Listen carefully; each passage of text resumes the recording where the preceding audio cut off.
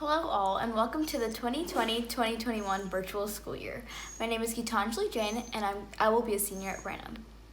And I am Riley Anderson, a senior at Prospect High School, and we are the 2020-2021 Student Board Members. We are responsible for attending board meetings and making sure to advocate for students' voices at the district level. We also co-chair the Superintendent Student Advisory Council, which consists of a few representatives from each school in the district. It is with their help that we get to reach out to students and try to solve problems that students are struggling with. In addition to that, we typically visit each school once per semester and have occasional meetings with admin, teachers, and students from across the district. Last year, and continuing into this year, the main focus was on changing the district homework policy. We met with a variety of different groups and brought it to the board's attention twice, and will bring it to a vote within the first 6 weeks of school. The pandemic has changed everything and has made us rethink education altogether. We wanted to tell you a few things that students will appreciate during these uncertain times. As proven in the spring, it is far more difficult for students to stay motivated in a virtual environment. It will also be more difficult this year as teachers will have to familiarize themselves with the students in comparison to already having met them in person for 7 months. We urge you to build meaningful connections throughout the school year to help your students succeed. Since everything is now at home, not all students have the same resources as they did in person. They no longer have access to printers, art supplies, and more. When you're assigning a project, please make sure that all the materials needed are available to all of our students. Additionally, many students now have more responsibilities during this time. They might have to take care of their siblings or get part-time jobs to compensate for their parents losing theirs. We hope that you are flexible and can accommodate for these changing needs. All in all, we know it will be an interesting year, to say the least. We appreciate all of the hard work you as teachers have been doing this summer to shift your curriculum to an online format. We will get through this pandemic together with the same goals of providing every student the opportunity to succeed, regardless of which path they take. Thank you.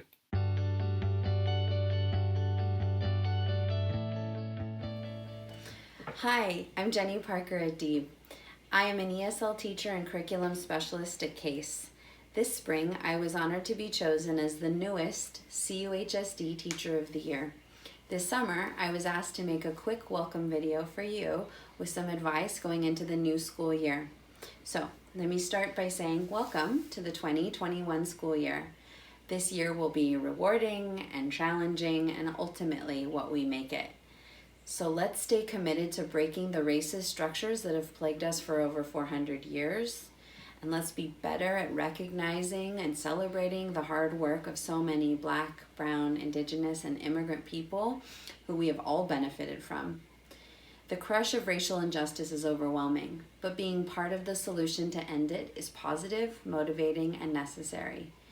Yet despite the hope we might be feeling, it would be disingenuous not to acknowledge the anxiety, frustration, and disappointment resting on all of our shoulders as we navigate life in COVID times. The simple truth is that we are swimming in a sea of uncertainty in our personal and professional lives. We turn to our loved ones, colleagues, and leaders for answers, and we usually get some version of, "I don't know." Dr. Bravo has assured us that he doesn't have a crystal ball. And I do appreciate this honesty, really, I do. But I am still left with this feeling of ambivalence. And as a teacher, what am I supposed to say or do when students turn to me for answers?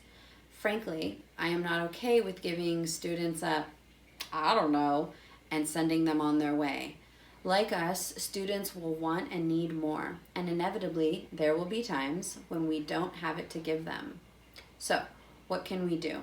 I wish I had an exciting and clever song or teaching strategy for you, but I don't.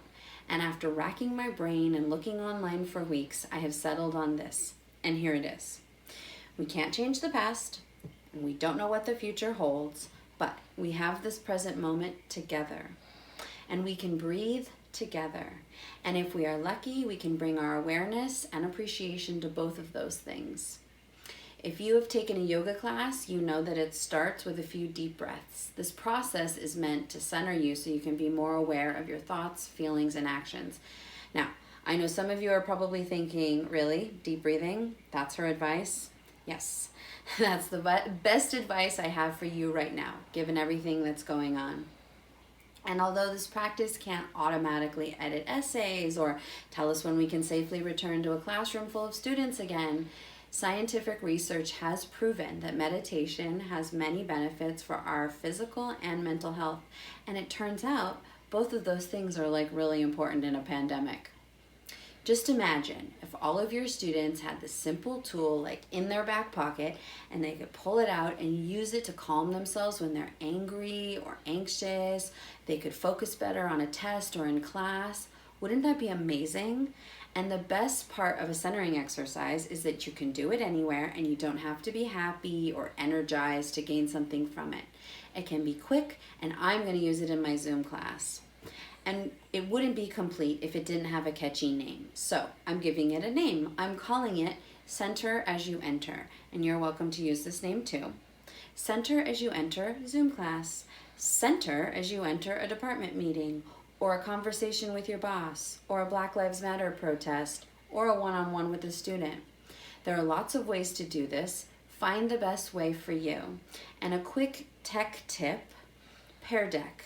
If you haven't already, check out Pear Deck. It's an add-on to Google Slides, and it makes Google Slide presentations interactive. Pear Deck has pre-made slides that you can use that prompt students to center themselves and check in with their own feelings. It is fabulous, and I highly recommend it. And before I wrap this up, I thought I would just tell you the 4 simple steps that I'm going to take in my centering practice with my adult students. FYI, people in a Zoom setting can turn off their video if they feel more comfortable that way. So here we go. Step 1, get in the position, right? Close the eyes, sit up straight, plant the feet at on the bottom of the ground, relax the hands in the lap. Step 2, take nice deep breaths for at least a minute. I like to stretch the breath, so I will inhale while counting to 3 quietly to myself, right?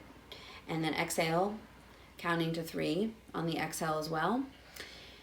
Do this for about a minute. Step 3, after the last big exhale and with the eyes still shut, scan the whole body. Think about your face, your jaw, your neck, your shoulders, everything down to the feet, and ask yourself, do I have any tension? And if you do, just let it go.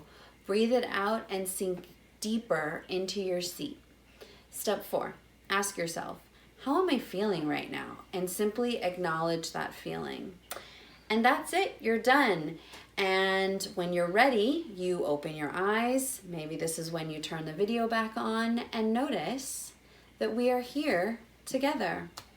We are in this together, and we will get through this together.